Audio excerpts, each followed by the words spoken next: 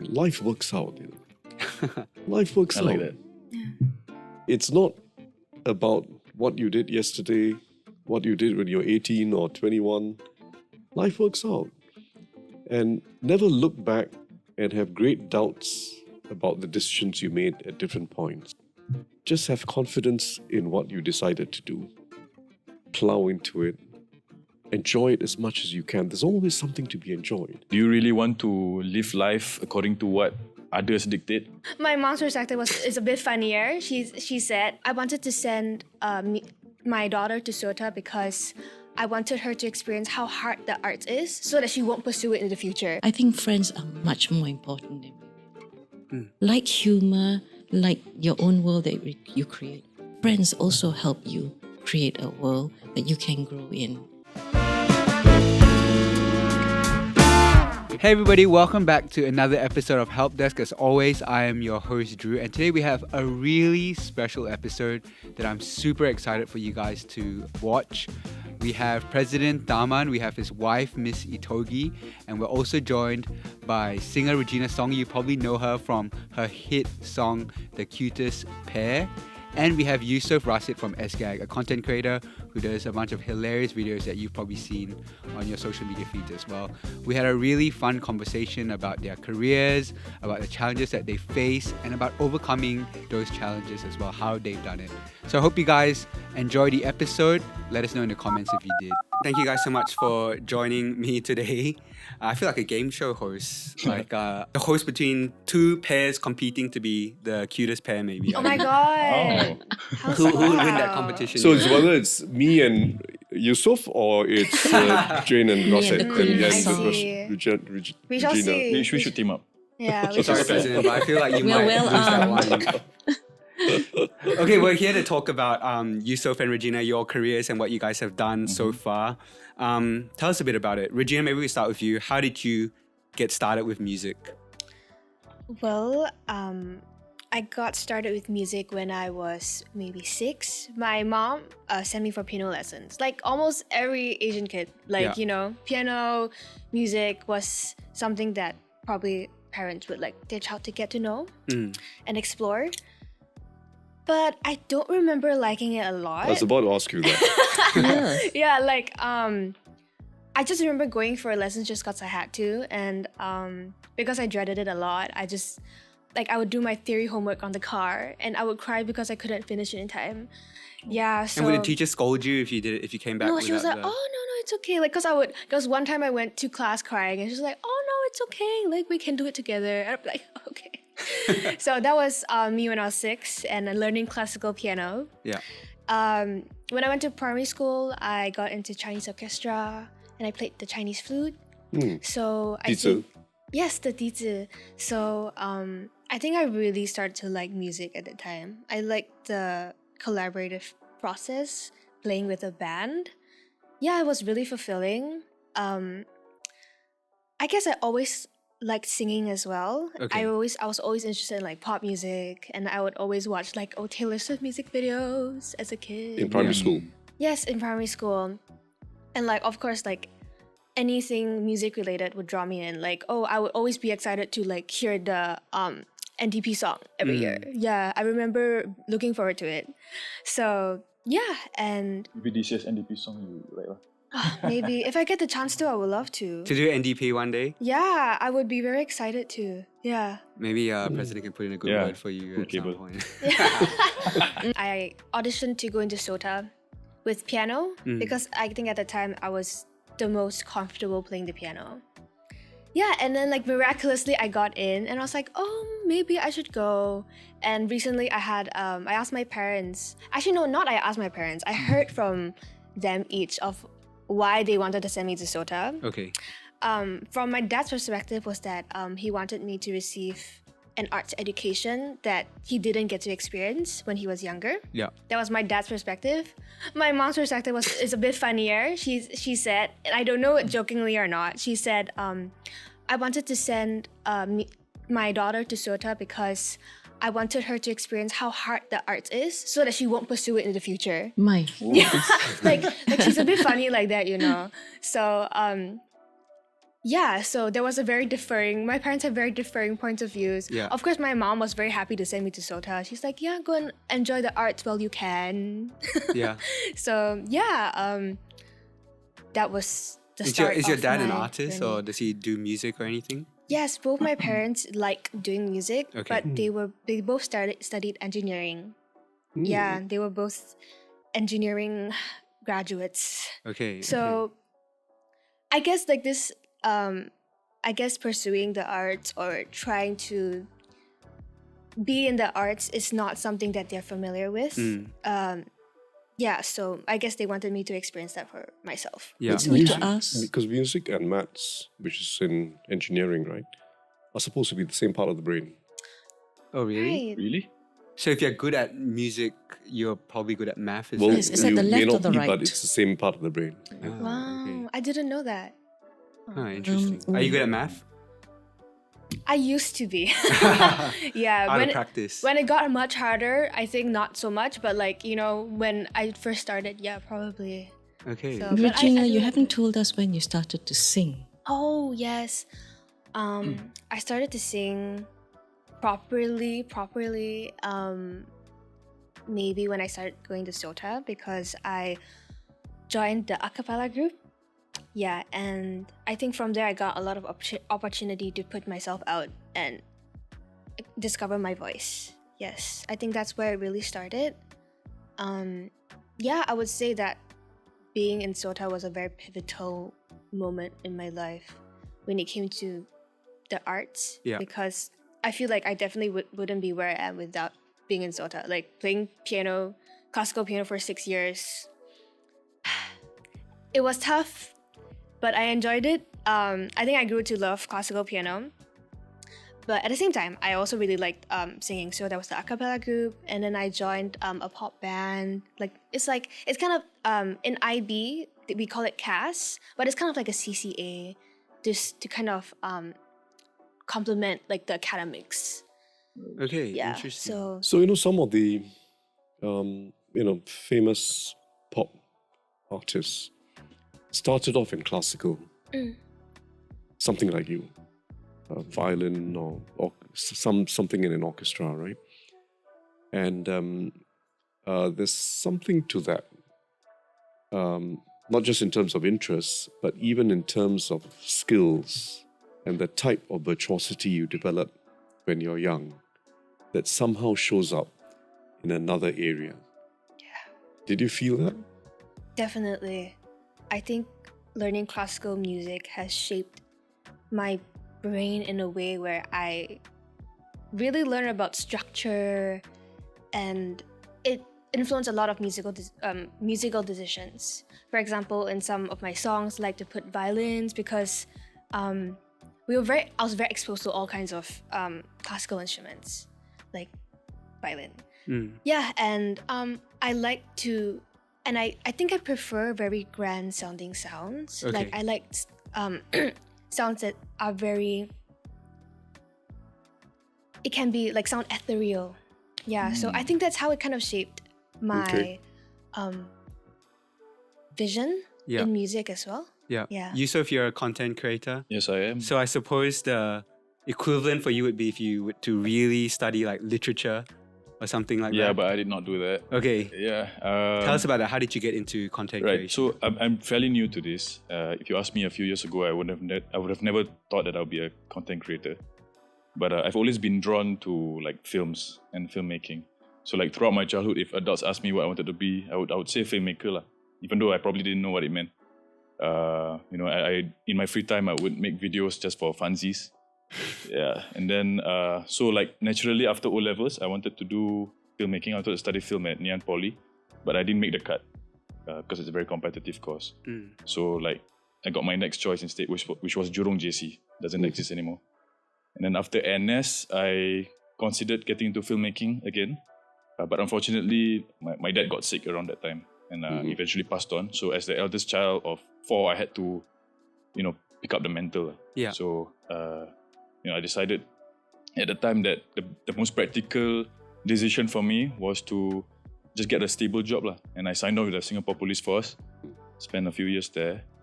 But still, even in the force, I made videos for my station. So like I still practiced, Oh, okay. right? Because I my love for films and Yeah. filmmaking, right? Some of the police stations are really good at like memes. Yeah, Were you doing exactly. stuff like that? No, back then, this was like, I would say 5-6 years ago. Okay. Back then, they weren't so Open yet. receptive Yeah. to that.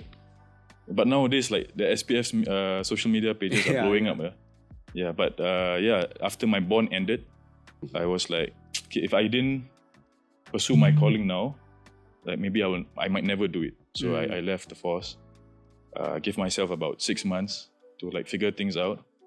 I did freelancing for a bit, but I mean, I didn't turn out to be Jack Neo lah, right? But after the 6 months, as my savings were drying out, I started looking for a job. Yeah. And luckily, like SGAG had an opening for the camera crew team actually. Okay. So I applied for it. I got into the job. They took me in regardless of my lack of experience.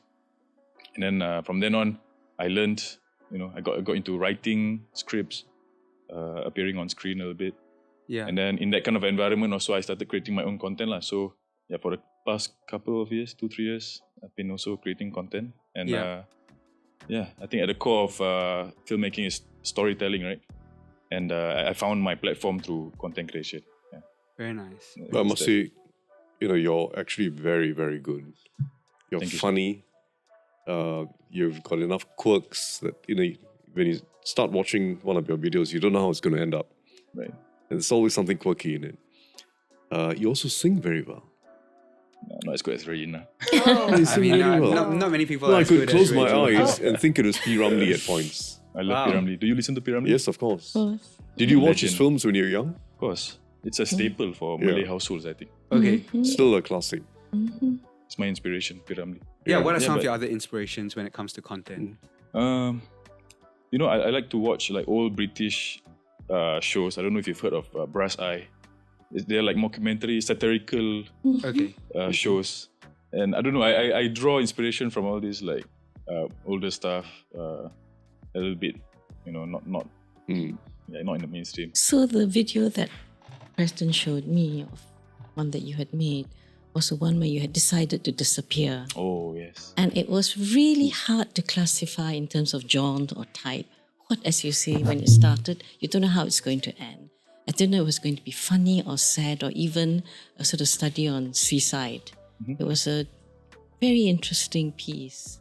Well, I'd say, the thing about your style is that you have a very light-hearted way of being serious. Or a serious way of And- being and- lighthearted. And that's a skill. That's a skill. It makes it very watchable, and people get a little bit of a message out of it. Where do you think that comes from? That I don't know, that tone, that unique tone that you have in your videos. I think it's like, I think it's really fun to just like express my feelings and all that through the medium. I don't know, I don't think there's like much of an intentional, there's not much intention to it. It's more Yeah. of like just going through the motions. Especially like during the edits. It's just vibes lah, to be honest. Okay, what you're feeling in the moment. Yeah. and stuff. I suppose that's not too. Is that very different from your own process when you're writing? It's quite similar actually. A lot of my ideas come in the moment, right before I sleep. Yeah. And when I'm just spacing out doing nothing. Yeah. So yeah, I kind of resonate with that. How do you Very- remember that if it's right before you sleep? I wake up and write it down. Straight away, right? Yeah, so I shifted my piano into my room so Okay. that when I wake up, I can just go to the piano and write The it next down. day, when you wake up the next day. You know, like when I will wake up from, like I will stop trying to sleep Oh, basically, and then I will okay. like start writing, which is why, I end up sleeping at very nasty Late hours. Yeah, so It's I don't always at know. night, huh? Something about the nighttime is very inspiring. Yeah. Yeah, So, yeah. I've heard a lot of creative people say that they come up with their best ideas in like the shower. Right. That's Yeah. true also. Sometimes when I'm in bed, Do you like ever- 12 a.m., right, then like, yes, like what I do. Then I Yeah. couldn't sleep for like 3-4 hours. Yeah. You just have to feed that inspiration, right? Yes. It comes out of nowhere. Very true. President, in your former life, did you ever come up with any policy in the shower? Actually, not the shower. I enjoy the shower, but not the shower. It's true that when you just lie down quietly at night and start thinking, lots of other things get cut out, and that helps. The other time is in the waking moments. There's like half an hour before you finally wake up. And those waking moments are actually very clear moments. It's a bit like dawn. Something dawns on you, right? Okay. And that too is very productive. Yeah, wow. And there's a lot of science behind this, by the way. Oh, really? A lot of science behind this in terms of the way the brain works. Huh. Good tip, maybe to remind me not to use my phone first thing in the morning when I wake up. Yeah. Sometimes I need it to Good. like wake myself up. I'll just have to start like reading something to get my brain activated. But like, now that you said that, I don't think I should do that anymore. Some free time first. Yeah. The screen. But it's nice not to wake up quickly. Oh, yes. If you have the luxury of it. Yeah. Slowly transition. Yeah. What's your morning routine like? It's an interesting point. I eat some nuts. I drink fruit juice. What kind of fruit? I try and avoid anything with too much sugar in it. So, crush cucumbers, celery, carrot, strawberries, soursop, cherry. Oh, yeah. They're all incredibly Avocado. nutritious. And if you mix them, they're actually quite tasty. I mean, on its own, celery is horrible. But if you mix it with something else, it's actually very nice. And they're all very healthy. Miss Ittogi, do you have a morning routine that's different from President's? I do what Yusoff does, which is struggle not to look at my handphone. And sort of try very hard to do sort of minimal exercises to sort of get the body moving. Push up. No. Excuse to lie longer in bed and kick in the air rather than the exact opposite of foot push-up. Still remaining prone. Very interested usually in sort of developments of the day, so I sort of look at what news there is. Yeah. And then, look out for the cats. Yeah, fair enough. Very important. So I guess a few of us are challenged by waking up in the morning, but you guys have picked a career that is, I would say, quite challenging to pursue in Singapore. I think that's fair to say. What are some of the challenges that you guys have faced in your career so far? Regina, maybe we can start with you. Well, challenges in my career. I think that, first, a career in the arts is definitely a little bit more challenging. I think the first obstacle would be to convince your family that you want to pursue your passion, you want to pursue the arts. I think it's just especially harder in Singapore. Just from what I hear from my peers. I think I did it in a way where it was very, give me a chance to show you that I can do it. Yeah. And if I can't, then I'll admit defeat. Yeah. So I think it wasn't as much of a challenge to convince my parents to let me take a gap year. So after I graduated SOTA, I actually convinced my parents to let me take a gap year just to do music and have the free time to do what I want to do. The hardest part was to kind of sustain myself while doing that because they cut off my any allowance. Like, fair enough, because I think they really wanted me to feel like, the pinch of like, okay, if you want to do this, like, I'll let you do it, but you have to sustain yourself. Like, we're not gonna help you. Yeah. We can still have dinner together, and I'll pay for it. Like, my parents will pay for the dinner, but everything else, I have to forge my own way. Yeah. So I guess in a way that really forced me to think for myself and okay, what really works? Is this really sustainable? And oftentimes it's not because I think starting out as an artist is really hard to get any jobs or engagements. But I think it gets better, I would say. Like, there are always some small jobs at the side that will help supplement my dreams. So yeah, I think I just really pushed through. I think I just showed them that I could, put on an album Yeah, and that I had my own vision and that I knew exactly what I wanted to do. Yeah. So, yeah. I looked at your tapes, and you're obviously a content creator. You're also a performing artist. The interesting thing about you that struck me was two things. Number one, you're very lyrical, and you're very confident in how your presence. You're very, very confident. So it's interesting that how you've described yourself is having to convince others that you have it. But when you perform, you really create your own world. That's number one. The other thing that I found very interesting about you, and that's why I asked you to speak, because I wanted to hear your voice. That's one, but it's also your diction. The way you pronounce words is very much like when I have a very heavy flu and I'm trying to speak in full flow, but I cannot end any word properly with proper consonants. So you skip your consonants at the end of words, I notice. Is that something part of your artistry? I'm looking out for this. Part of my artistry. I actually never noticed. Yeah, maybe it's just the way I speak. And I think I sing in a certain way that I think is stylistic. So maybe that's why that it like impacts and influences my speech, perhaps. But thank you for your kind words.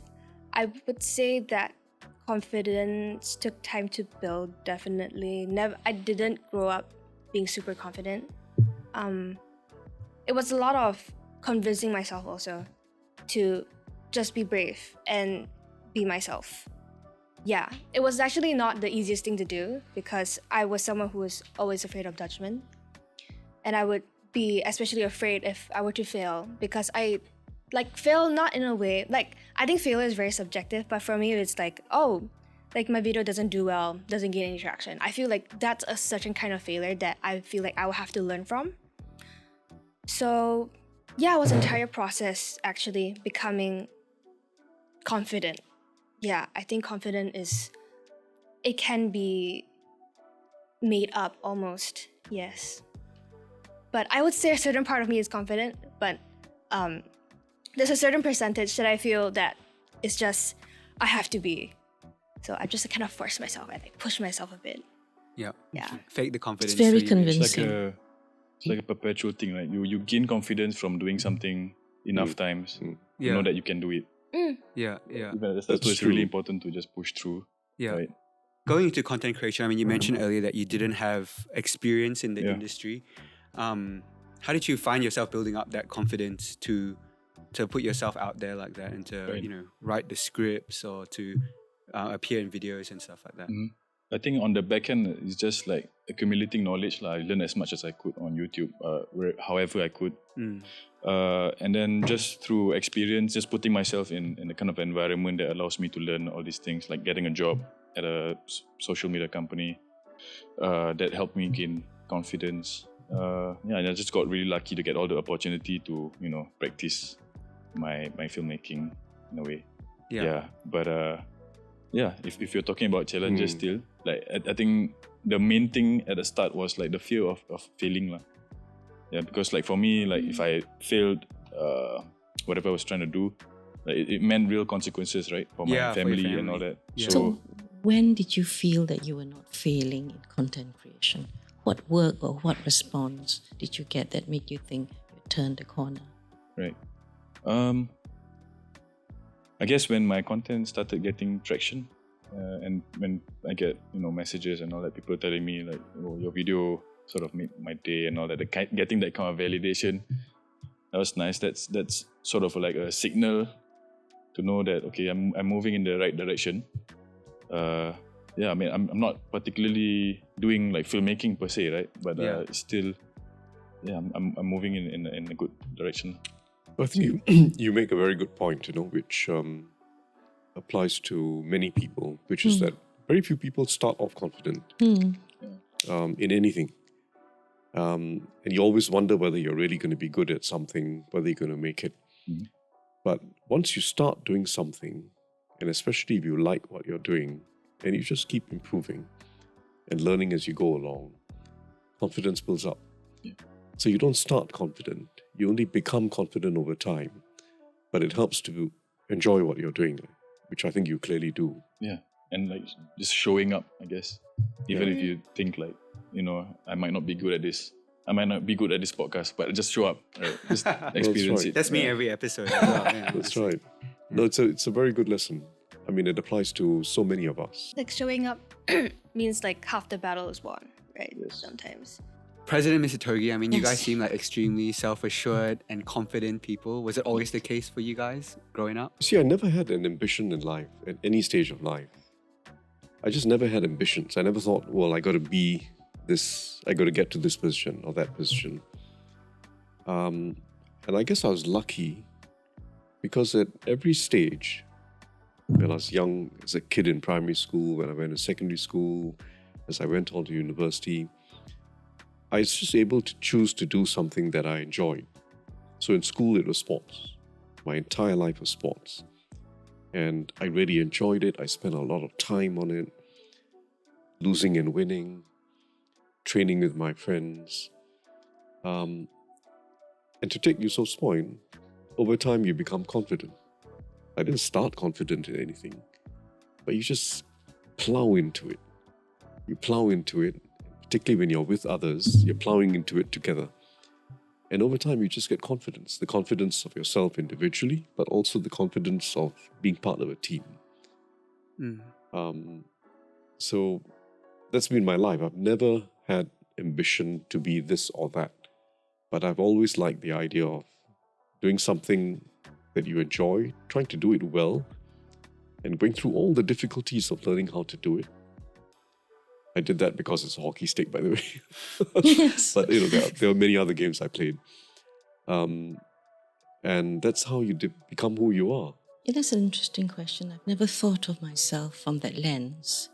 And institutional life, because we all went to school for every day of our lives, was very important because teachers created a world in which you grew up.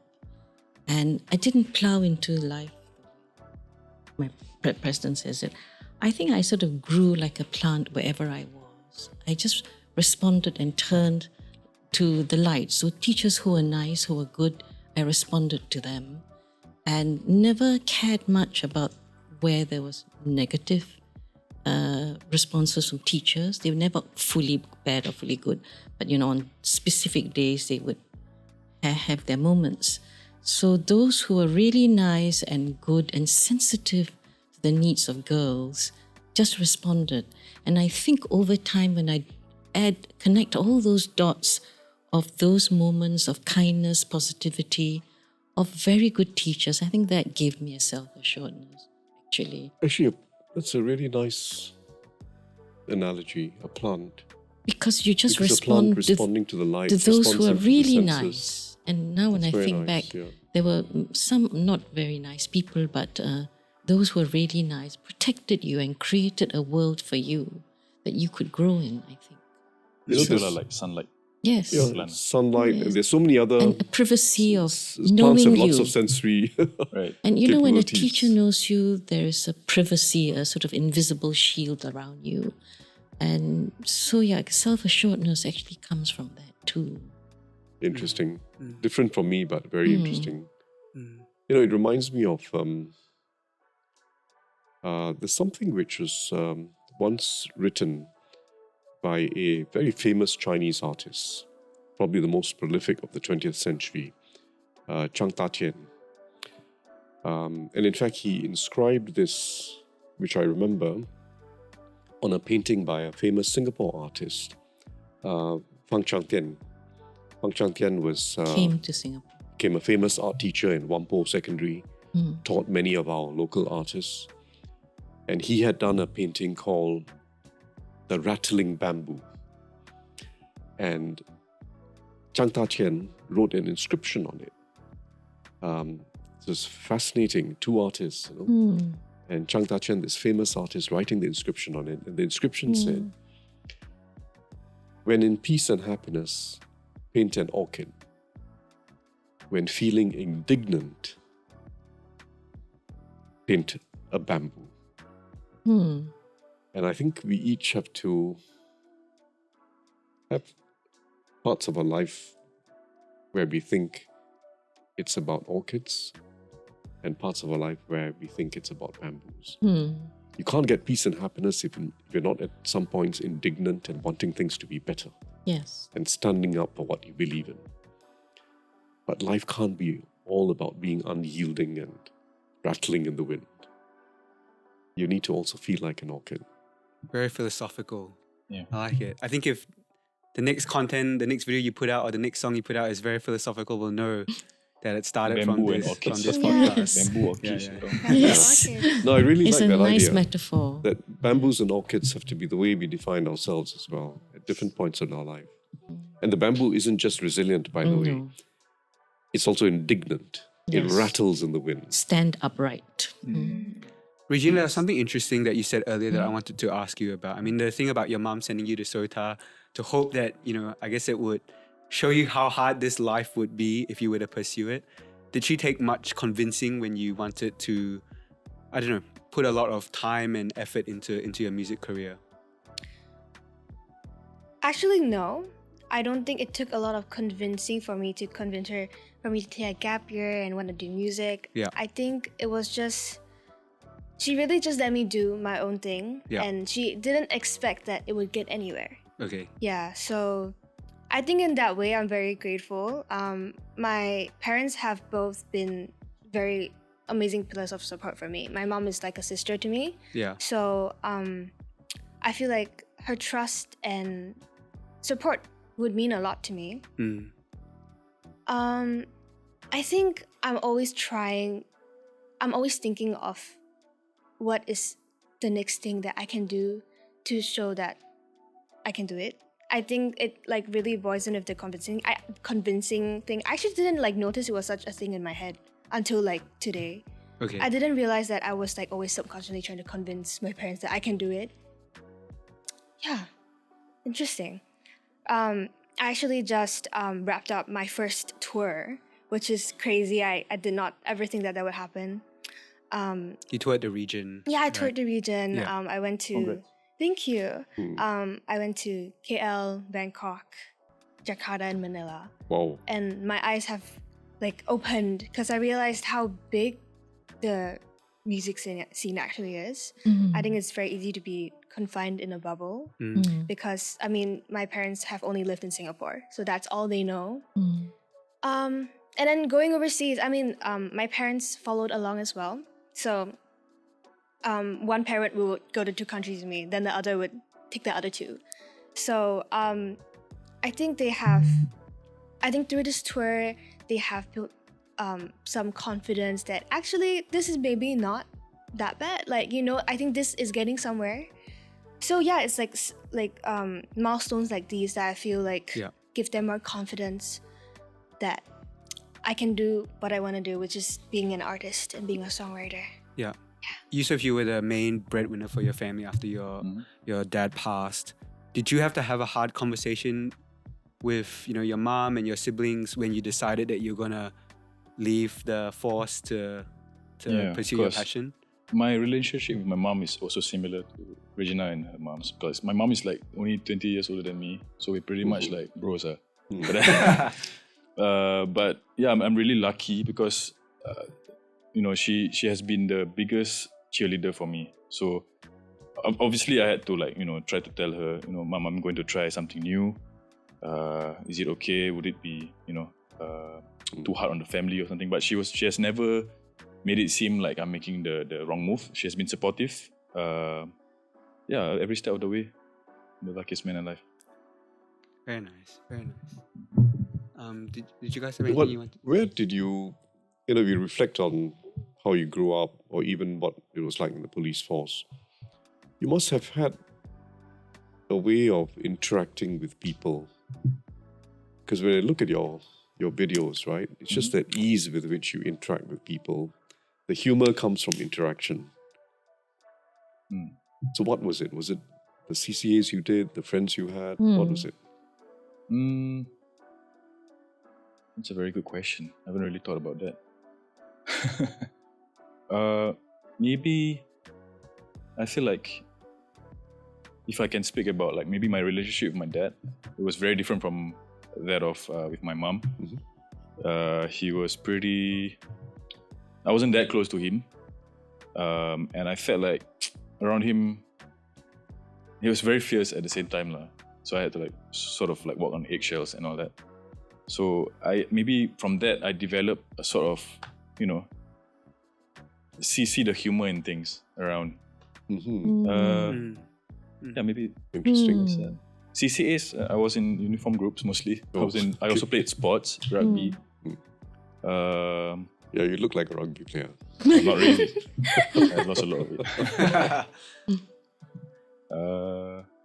Yeah. Sorry, I need to ask you that again. So you said your father was very fierce, and to survive it, you saw the humor in things. Yes. So did you share that with your siblings or with your mother?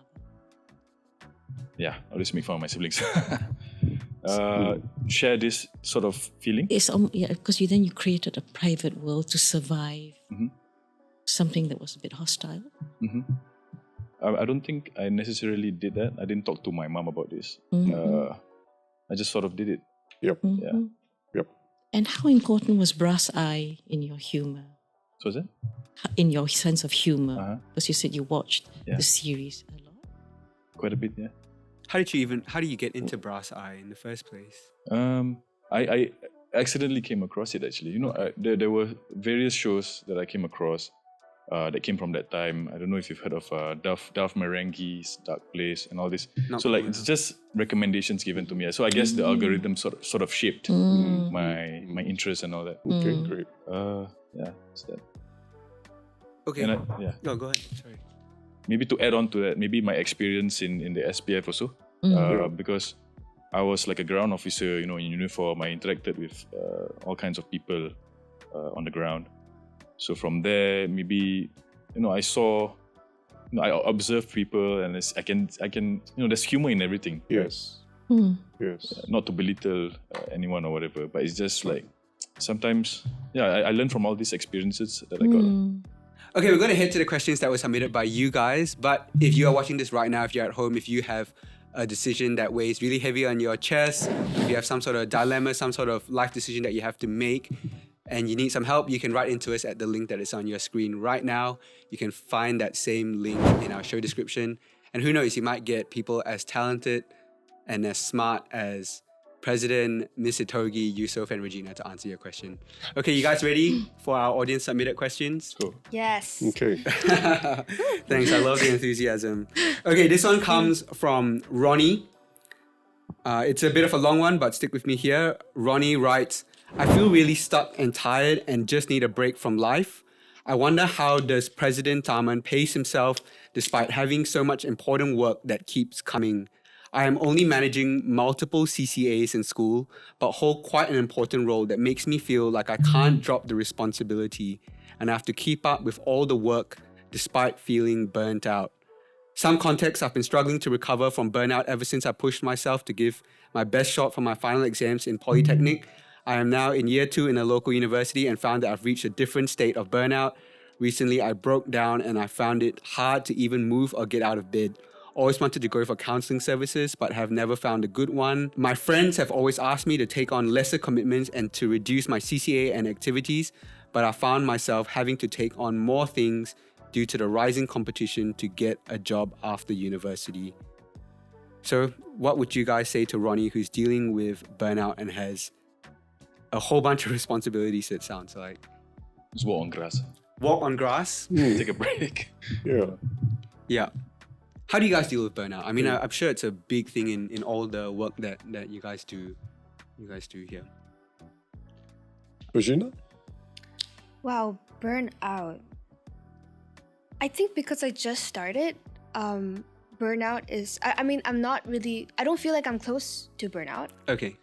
But I feel like if I were to be close to it, I feel like I would try to reconnect with parts of myself that I enjoy and something that would really spark joy. Like if music is becoming too taxing, then I would just try to stop music for a while. I mean, I'm sure it's not applicable because, you know, he has responsibilities. Yeah. And I mean, technically music is not a full-on big like responsibility, not like a, you know, I can take a break when I have to. Yeah. So I would say that he should try to reconnect with a part that he used to like. Maybe he used to like playing badminton or like soccer. Yeah. Like try to find something that will spark joy in you again, and maybe life would feel less dreary.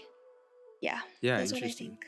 You're taking a break from school at the moment. I hope you don't mind me saying that. Yes, I am. Yeah. I am taking a break from Was school. it because it was just getting too intense or Well, I think because being a student is a full-time job, and I didn't want to do anything half-heartedly. okay. Yeah, so that's why. Are you thinking of going back? Well, definitely I want to go back to school, but whether it'll be in the next 1 or 2 years, I'm not sure. Yeah. Yeah, interesting. Yusoff, do you ever deal with burnout I think yourself? I haven't really had much of a break ever since I started working. Besides the occasional vacation and all that. So it's really important to just know when to take a break, I guess. Yeah. And knowing like if you have too much on your plate, then just remove some lah. Or, if you can. Yeah. And also at the same time, like knowing that you can depend on like your circle, having good people around.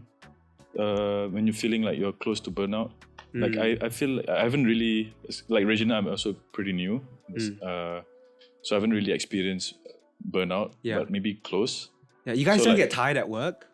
I feel so tired sometimes. I do, man. I think I get tired, but not tired of it. Okay. Yeah. Right. That's a good Right, way. That's a good point. Yeah. I think Yeah. what both Regina and Yusoff said is actually great advice. Burnout is real for many people. And I'm sure what Ronnie described is real. And we got to push ourselves, but don't push yourself to the limit. Don't go all the way to the edge. That's a bad place to be. So step back. Relieve yourself of some things. I would say try not to relieve yourself of your CCAs, but just relieve yourself of some things. I think too many people grow up living the way they are expected to live by others.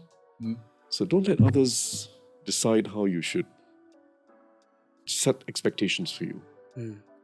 But it's hard, isn't it? Like because like our society is So, all about hustle and bustle. It is true, but I think, you just look at, I'm not just thinking of my own life, but many other people I know. The people who feel most satisfied over time with the lives they've led and what they've contributed are those that weren't all the time comparing themselves to others, wondering, am I matching up? Am I getting ahead? Am I falling behind? So the comparison to others is a short-term game. It doesn't actually lead over time to being satisfied with what you're doing and what you're contributing. So decide on what, as Regina says, what's your real purpose? What are you really interested in? Try not to do too many things at the same time. Don't get overburdened. Don't let other people define what success is for you. You define it yourself. And if you need to take more time, take more time. There's nothing wrong in taking a year off. Take more time. Eventually, that accumulation of experiences that you have in life, rather than what you did very intensely at just one point, is what will shape what you contribute, what you leave behind. As you were saying, it's really it's the comfort and joy you bring to others is the most satisfying part of life. Rather than how well you competed, whether you got ahead when you're 18 or 21. Yeah. So too much is shaped by the expectations others are setting. Try and avoid it. I have very little to add because everybody has said something of, I think, depth and wisdom. Burnout means that you feel you cannot do something more or better. And what everyone has been pointing to is in your control. I did like Yusoff's original response, walk on grass. I do think it's important. Without any cost to time, actually, or to any other financial cost, nature is there. to heal us, really. I think we don't understand how healing and important nature is in our lives. She's talking literally about walking on About grass. walking, literally taking off your yours shoes. is a metaphor. Yours is a metaphor, but I'm saying walk Actually, I on meant grass. it literally You also. meant it literally. So it's grounding, it's electrical connections, it's being among trees, and it's being with nature and loving animals. You do that a lot? Just walking barefooted on grass? I advocate it a lot. Do as I say. And then Regina's point is very, very important, because if you're burning out, forget about everything else. Just focus on what really matters to you, because then, and it is in your control. And then what President says, really, you have your own resources. Don't let others set the pace for you. And last point for me, when you mentioned friends, I think friends are much more important than we. Like humor, like your own world that you create, friends also help you create a world that you can grow in. You get much solace from that. It's again another healing, generative place. So it is within Ronnie's control. Please let him know. Yeah. There you go, Ronnie.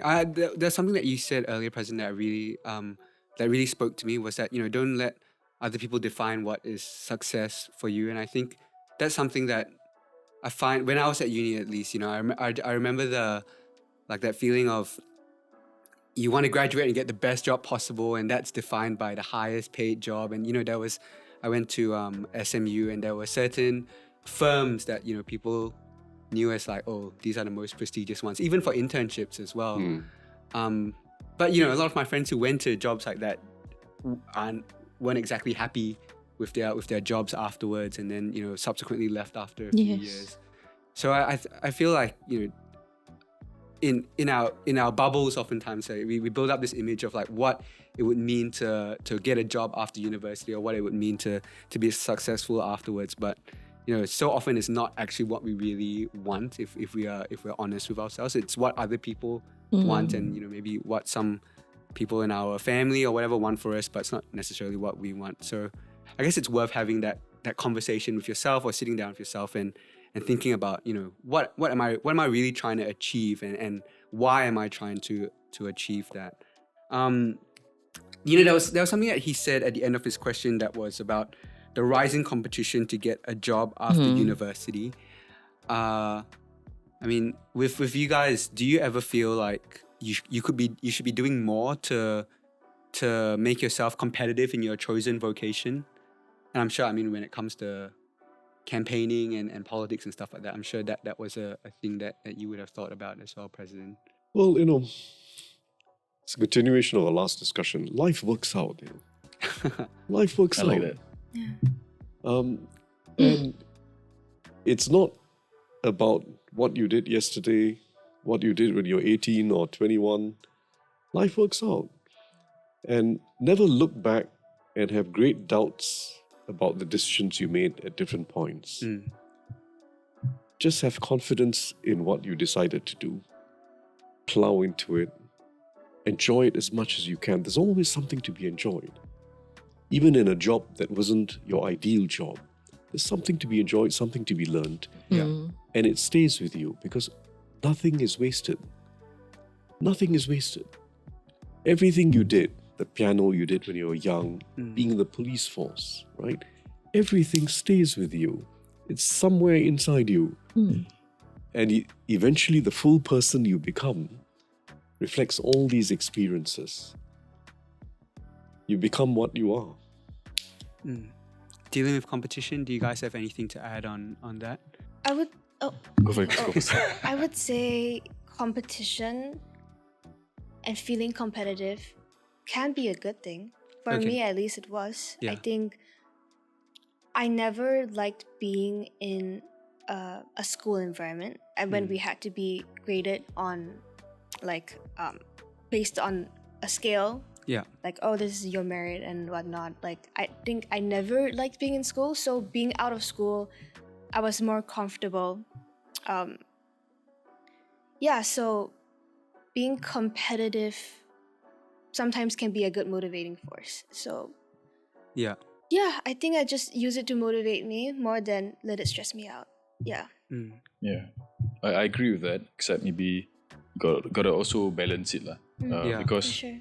especially in content creation, because like anyone has access to phone or internet. Anyone can create content and upload on the internet. So like the important thing is to really stand out, I guess, to do well in social media content creation.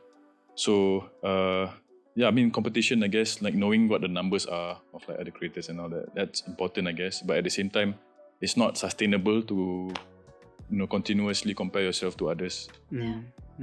So just got to do what really speaks to you, I guess. And keep doing that.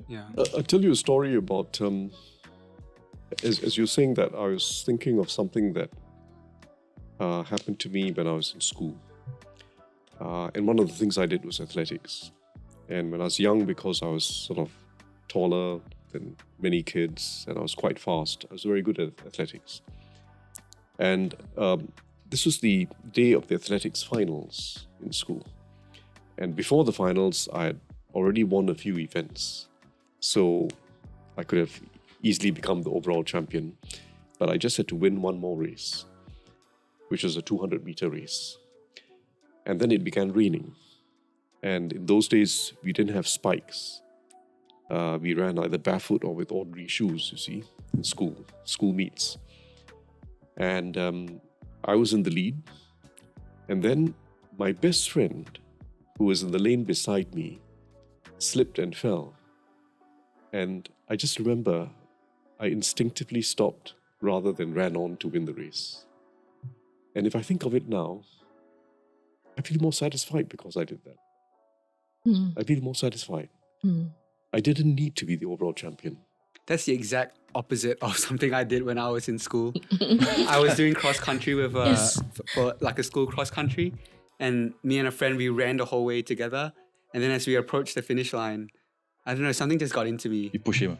I didn't, but I just without telling him, I just increased my speed and overtook him at the very end. And literally, we're talking literally maybe 5 meters or less before the But there's nothing wrong in doing that. It's not because he You didn't do fall, anything right? wrong. Nothing wrong at all. You're just better than him. I showed him. That's the tactic, last stretch. Yes. Last stretch. Yes. One last thing I want to say about Ronnie is that it kind of saddens me that at university he's not having a good time, because when I think about university life for me, or any life before work, so much fun, honestly. Yes. So Ronnie, I mean, honestly, try and enjoy university as much as possible, because at least in my experience, it does not get much more fun after when you start working. So chill out. Yep. Chill out and enjoy the part. Shall I move on to the next question? Would one of you guys like to read the next question? Yeah, okay. Yeah. This one is from Kimberly. Okay. I feel like a headless chicken in this dear. relentless rat race. Now in my mid-20s, I still feel stuck in the past, when life was simpler and carefree. Compared to my peers, my job is pretty average, yet I lack the motivation to aim higher, mostly because I don't believe I can. I have no clear sense of direction at work, working in a field completely unrelated to my degree. I'm lost, but quitting isn't an option. I feel the weight of everything on my shoulders, especially with my aging parents depending on me. I also have toxic family relatives that have certain expectations of me because their own kids are doing well. How do I shrug these emotions away? How can I get better control of my life? Kimberly. Purpose in life. I mean, did you get at any point in your life so far, have you guys ever felt like a headless chicken in a relentless rat race? Well, this person is a really good writer. And it's Headless chicken. imagery. Some similarities with Ronnie's question, actually. Quite Just similar. that weight of expectations of others. That, it can be very liberating to start not acting in line with the expectations of others. Just do what you feel is right and what you want to do because you enjoy it. It can be very liberating.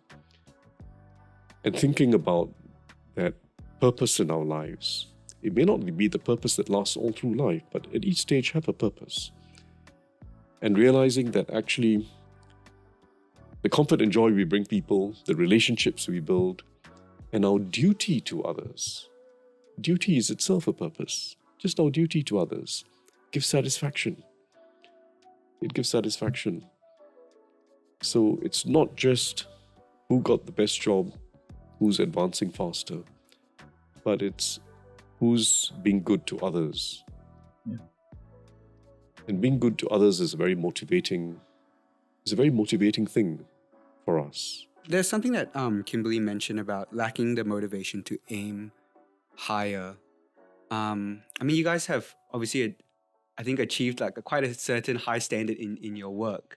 How did you find the motivation to, push yourself to do better or to do work that is not mediocre? As in, the question is like, what goes into putting out the best work, is it? Yeah. Having the motivation to reach even further. Yeah. I wouldn't say that it's something like I really deliberately think about. I think I just take it day by day. I think that is the healthiest way to go about it. Yeah. What about you, Regina? I would say I relate to your sentiment. It's always about trusting yourself enough to know that you have what it takes, and that I think motivation for me is I think motivation does not last. Sometimes it comes, sometimes it goes. So when it comes, I always make sure I grab the opportunity to make the content I want to make. Yeah. And I think it's being rooted in your own identity to know that, and have the confidence and in yourself that you're able to achieve what you want. And I think that itself is big motivation. It is. Yeah. And I think like in about 3 generations, like everyone will forget us, right? Unless you're like a public figure. Yeah, got maybe not. Wikipedia page about you. Yeah. But like, do you really want to live life according to what others dictate? Right? Our time here is short. So just do what we can to whatever Regina was saying. Yeah. And I want to add on to what President said actually, about spreading joy and finding making other people happy. I feel like for what Kimberly said, maybe I feel like she should consider what value she brings, because everyone has a value that they bring to the table. Yeah. It could be maybe she loves that she can provide for her sister, something like that. And I think that it's important to shift perspectives. I feel like even if she's lacking the motivation, it's okay if she is content with where she's at.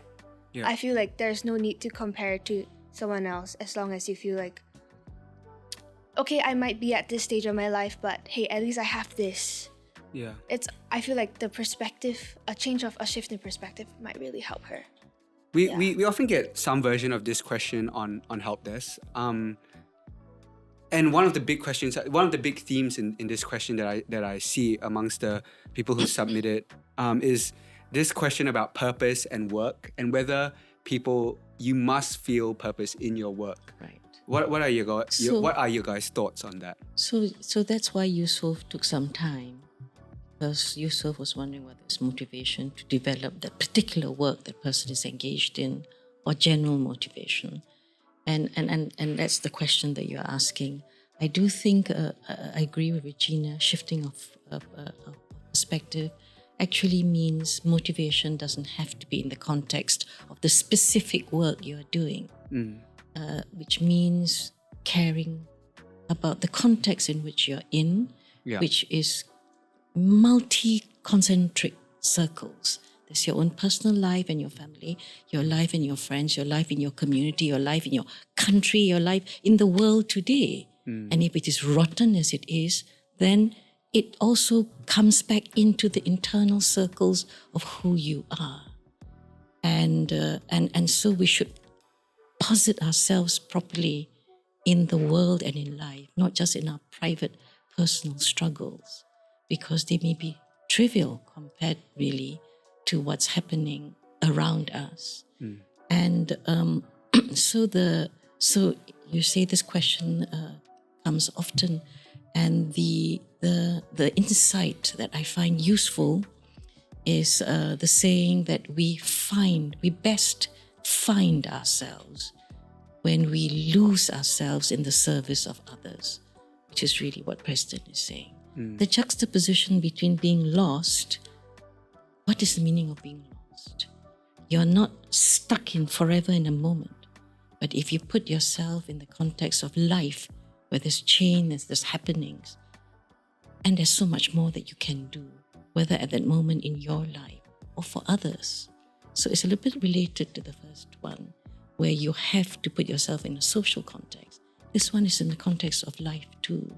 You may have no motivation for that particular work you're doing, but if you understand where you are in this cosmos, there's so much more that every one of us can do. So I think your point is not that the person's personal struggles don't matter. Yes. Actually, it affects the person. Yes.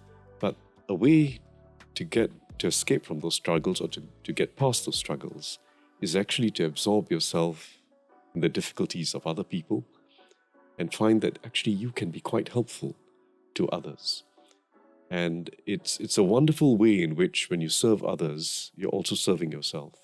And it gives you meaning in life. It gives you a sense of duty. And it's something that we achieve at the end of our lives. That's what we achieve at the end of our lives. That we've actually helped make life better for others. So there's a relationship between getting past personal struggles Right. and absorbing ourselves in the difficulties of others and in the joys of others. I've said this multiple times on the show, not today's show, but and previous episodes before. But there's nothing wrong with getting a job that enables you to do something that you're passionate about outside of work. Right. And if going on what you guys have said, if that's to serve other people, then getting a job that you might find mundane, but that gives you time to do Indeed. that, On to the side. volunteer or something On the side, outside, yeah. or to pursue hockey or something like that. Absolutely. There's absolutely nothing wrong with that. Not everybody is as lucky as some of us to be able to pursue what they're absolutely passionate about At work. in their At work. You're So right. we don't have to realize the full potential of who we are in At work. one job or at work. You can realize who you really are in the service of others or even volunteering or being an artist outside. So that's Drew's point, which I totally agree with. Do you guys have anything to add? Okay, then let's move on to the next question. Regina, would you like to read this one with your unique diction? Wow. Yes. Yeah, Yeah, good sure. idea. Let's Okay, bring Good it. idea. Here we go.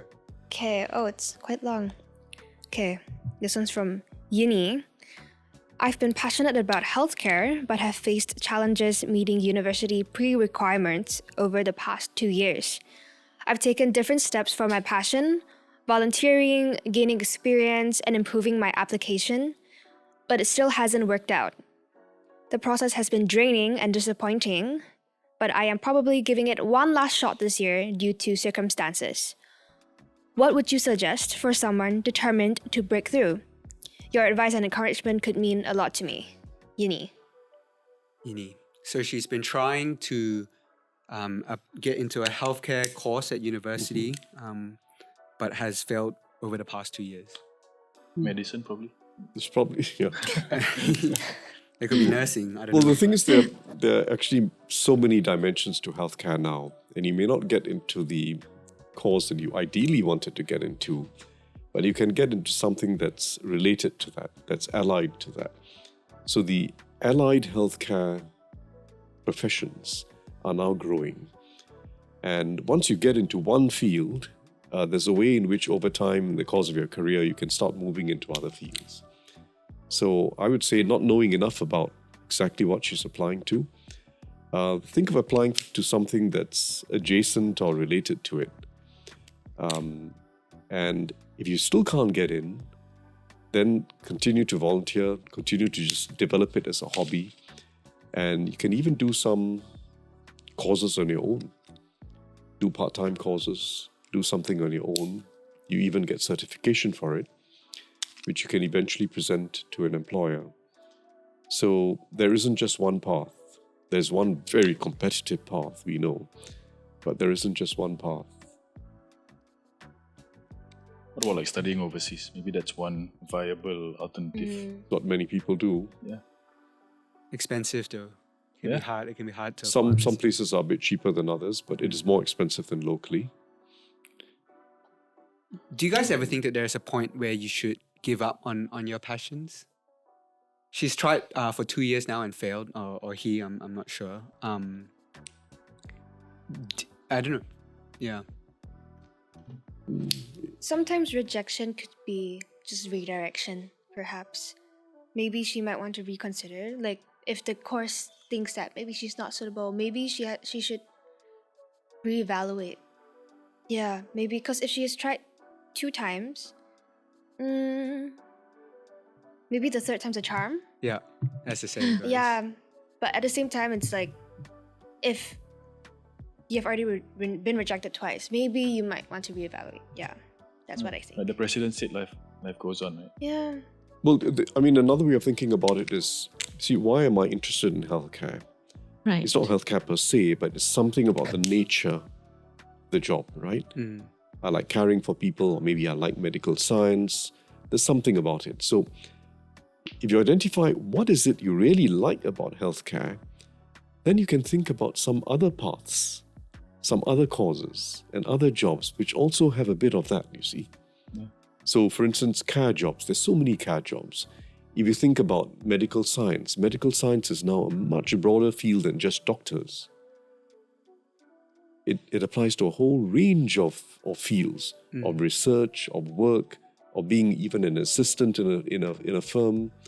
There's so much. So think of what really appealed to you about healthcare, and then think about other pathways that you can pursue, which also give you that ability to experience and learn what you wanted. Yeah. And I totally agree with that, because also that's not giving up. That's redefining your target, but with the same purpose that you had in mind. Yeah. And I think that's how we all should approach all problems that we have, actually. There's not one static point at which it causes me absolute pain or I'm an absolute failure. What is that point? What does it represent in terms of my wishes and desires and trajectory in life?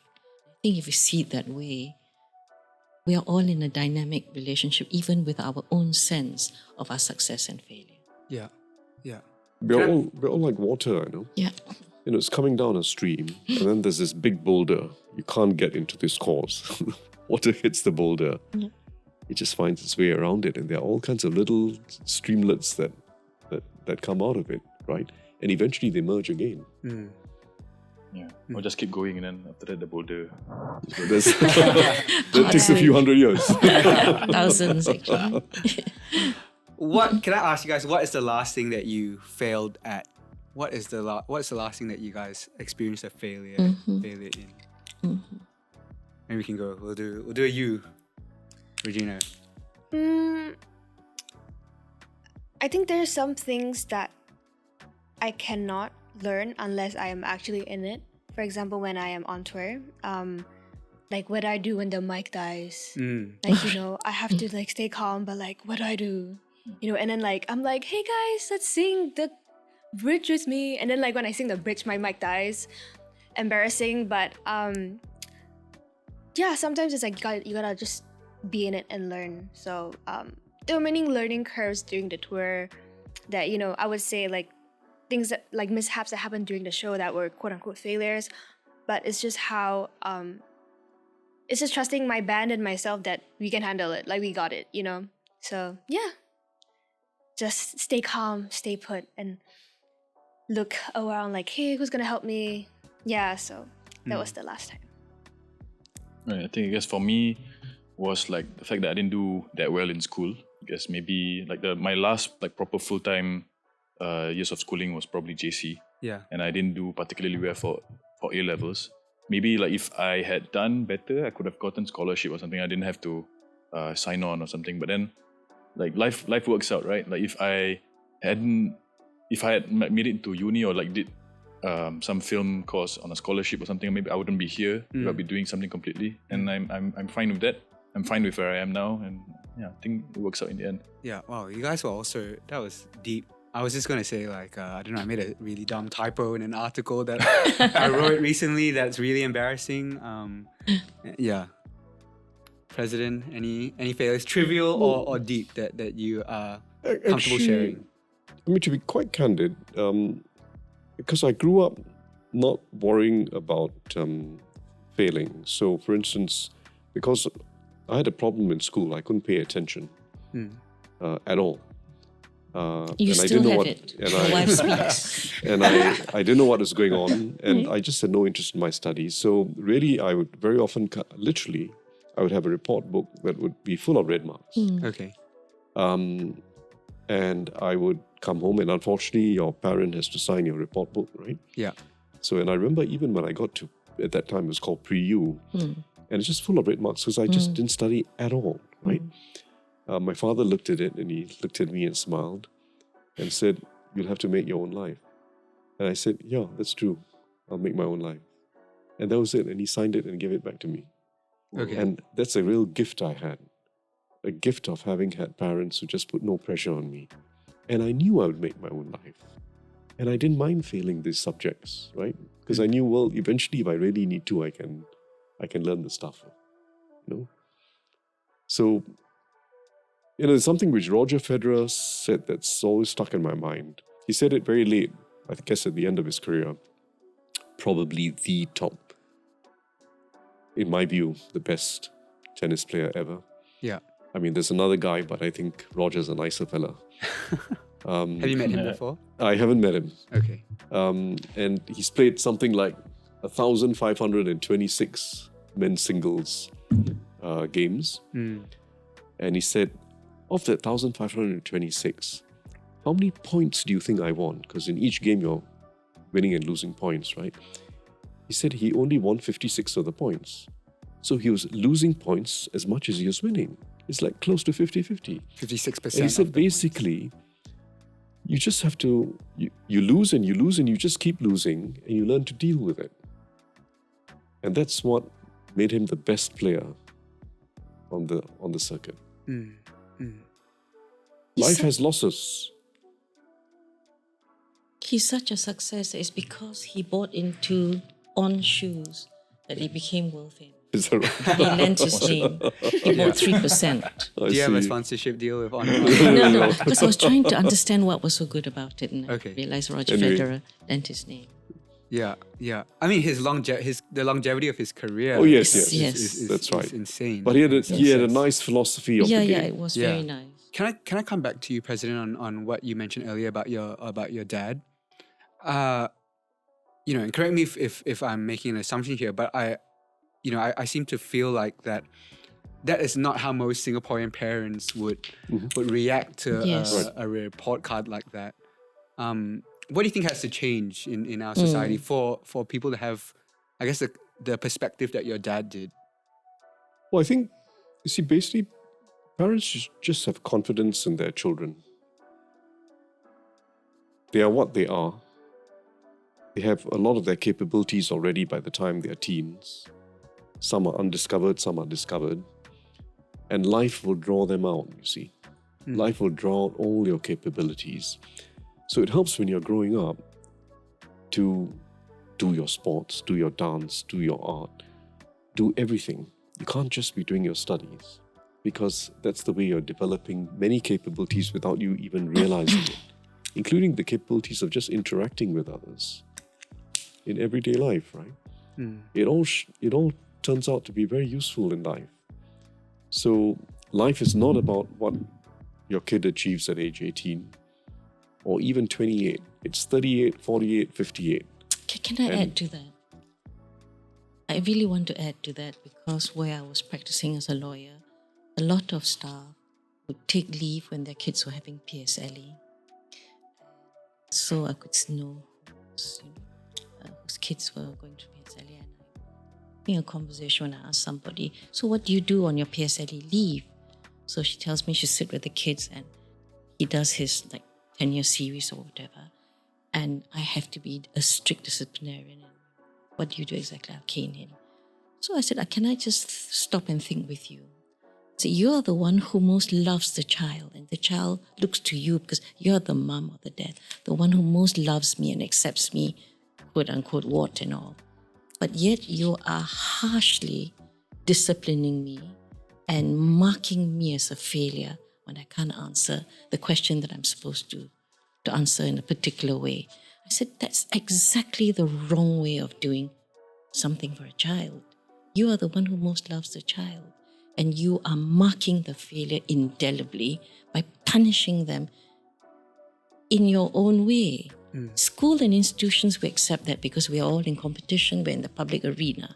But in the privacy of my home, apropos your question, I think parents should understand that for the child is actually extra damaging, I think. If I'm judged as a failure in the home Yeah. by the person who I think most loves me. Yeah, absolutely. So I think, there's another dimension to all this, you see. Because I'm not just saying that life will work out, we'll make our way in life. We will. Everyone will. But we've got to also respect all the different ways people make it in life. There isn't just one way. So respect every path, respect every job, and respect the way people are trying to do some job with a bit of care, a bit of quality, and how they're serving you, and how they're doing it quietly, behind the scenes with no one looking. Just respect the way everyone is playing out their life. That too helps.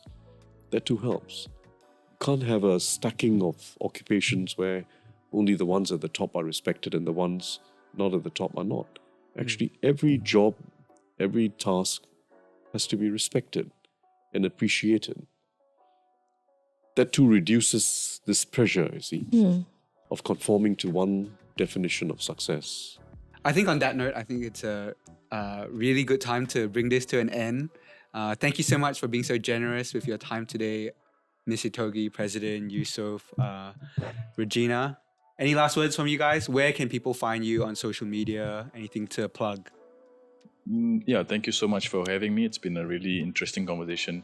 I also learned a lot on this during this chat. You can find me on Mo Yusoff on Instagram and TikTok. Yes, thank you, President and Miss Ittogi, for the chat. I had a wonderful time. I really did. You can find me on Instagram and TikTok at Sleepy Reggie. Yeah. Oh, nice Sleepy name. Reggie. Yes, I came up with it because of the sleepy thing. Like, coming up ideas when I'm sleepy. So Right. that is my entire All right. persona. Okay. Yeah. So maybe I should change my Yes. Instagram name to Yes. Sleepy TS or something. Not a bad idea, actually. Yeah. I don't know what people think of their president if I did that, but Sleepy TS. Change the portrait to one of you looking very like sleepy. I'll be sleepless in Singapore. Okay, and thank you to you guys for joining us today on Help Desk. You can write into us once again at that link if you have any problems that you would like advice on. And thank you to Audio Technica for powering the audio for this podcast. We'll catch you guys in the next episode. See ya. Bye. Bye-bye. Bye.